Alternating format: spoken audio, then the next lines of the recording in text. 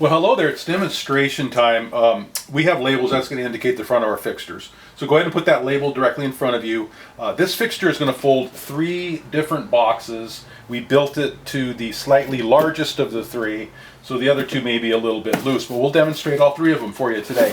The largest one, we only had 1 sample and it's been folded, but we can make it work. For the larger one, you might, to line it up, it might be a little easier to grab these scores here and then pull them up against these pillars like this, and then you can go ahead and set it in the fixture and make your folds.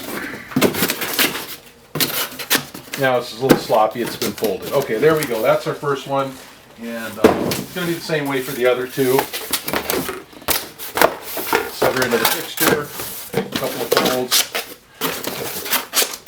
If you're finding you're getting a little bit of a pinch point here, you can always give these a quick pre-break before you press it in, but I don't think it's really going to be necessary.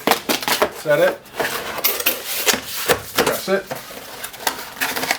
a couple of folds, and we have your completed box. And as you can see, again, if you're getting a little bit of a pinch point there, you can give these a quick pre-break, but you are looking good. Thanks again.